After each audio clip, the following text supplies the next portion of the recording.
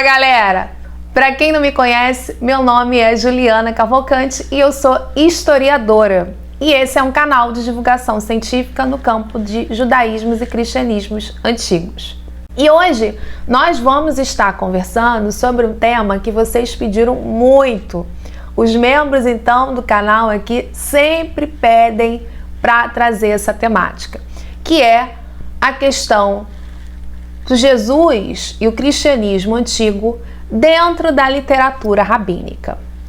Hoje nós vamos estar falando, no particular, sobre a figura de Maria e esse nascimento virginal de Jesus. Como que está sendo abordado dentro desse ambiente e, no particular, dentro do Talmud.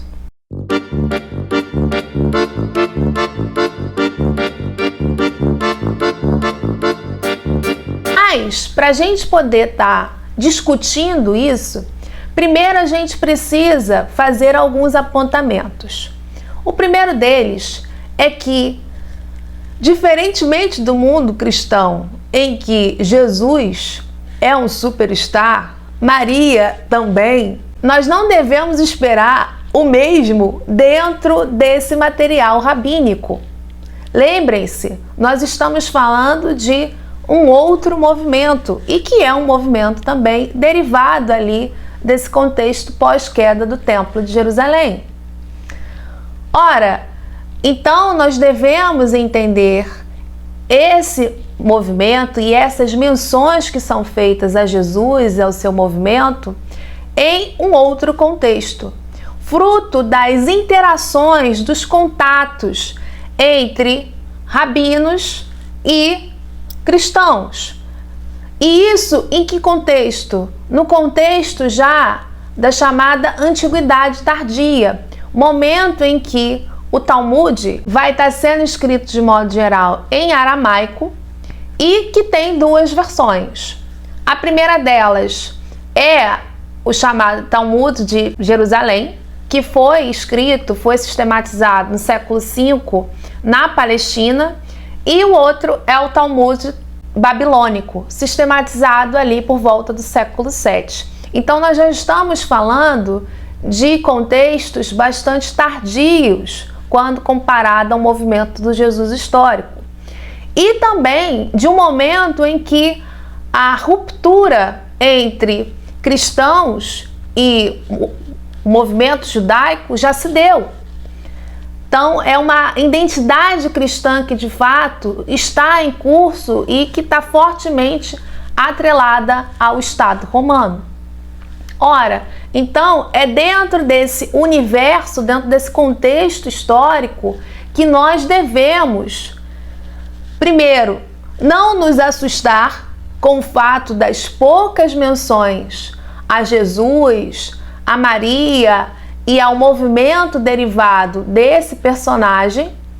E segundo, entender também que as críticas que aparecem ali são decorrentes justamente desse ambiente, dessas interações entre esses dois movimentos.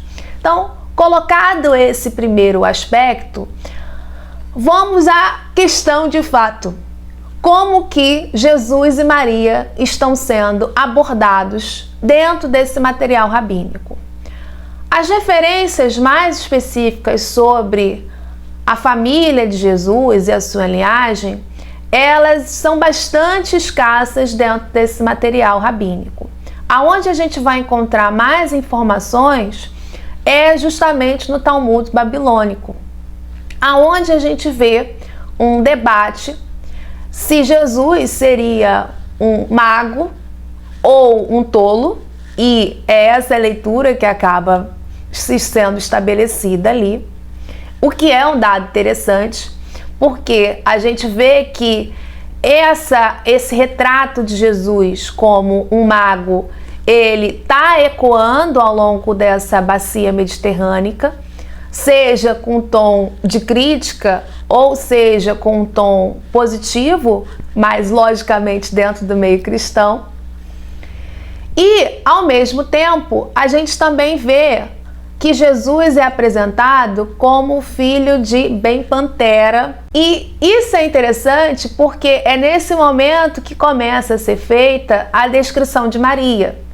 Então, no texto, Maria é apresentada como a mãe de Jesus e uma mulher que penteia o cabelo de outras mulheres. Além disso, é mencionado que ela é casada com um certo bem-estada ou com um homem chamado Papos ben Judá. E que estada, na verdade, seria um epíteto que ela teria recebido por ter uma vida duvidosa, uma vida desviada, já que ela teria um amante chamado bem-pantera. E que esse seria, de fato, o pai de Jesus. Então, olha que dado fantástico.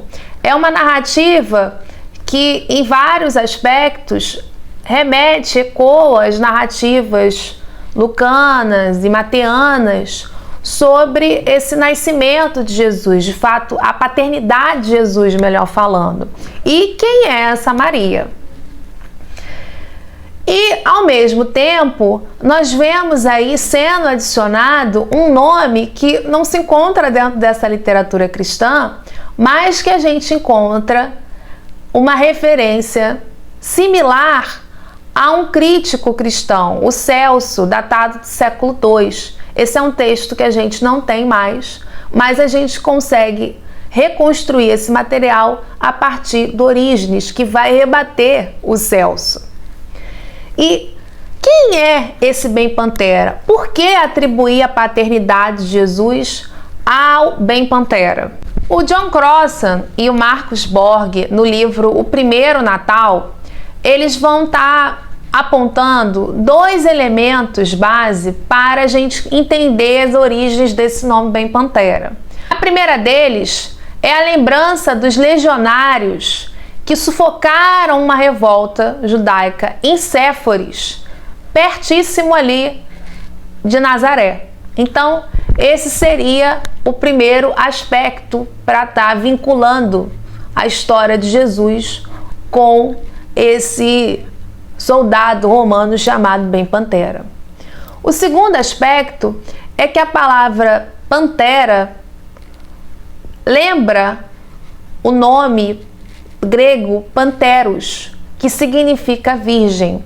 E pantera é um nome relativamente comum. Ora, então, esse nome, na verdade, seria uma sátira, um sarcasmo à narrativa cristã de que Maria teria concebido Jesus sendo virgem. Então, é uma crítica que é feita. Isso é interessante, então, porque a gente começa a ver o processo de produção dessa tradição, dessa ideia de que Maria precisava ser virgem para ser a mãe de Jesus, esse nascimento virginal de Jesus. A gente vê como que essa tradição, ela ecoa e é um problema aí dentro dessas primeiras gerações de cristãos, a tal ponto que, ainda muito cedo, em pleno século II, nós já temos uma literatura crítica a essa ideia e que isso vai adentrar também dentro do ambiente rabínico, dentro da literatura rabínica, e vai ecoar essa tradição.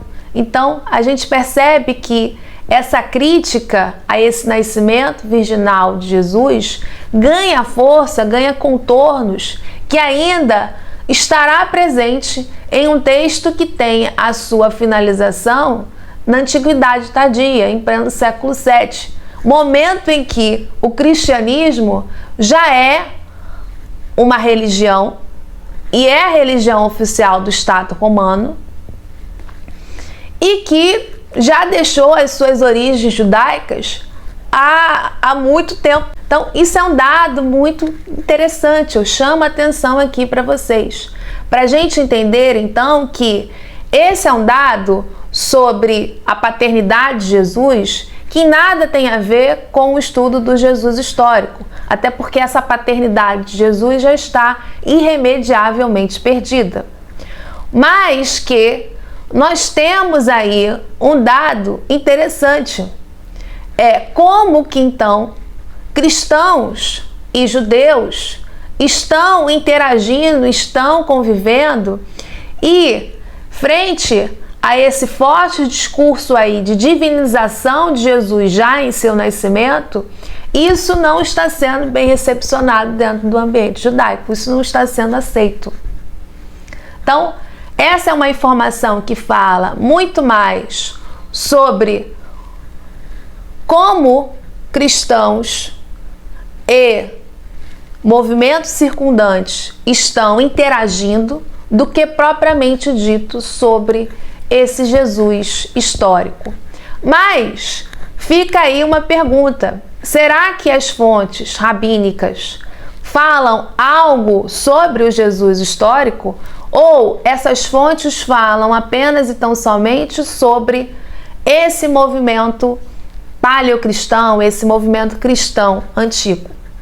Isso é o que eu pretendo responder no próximo vídeo.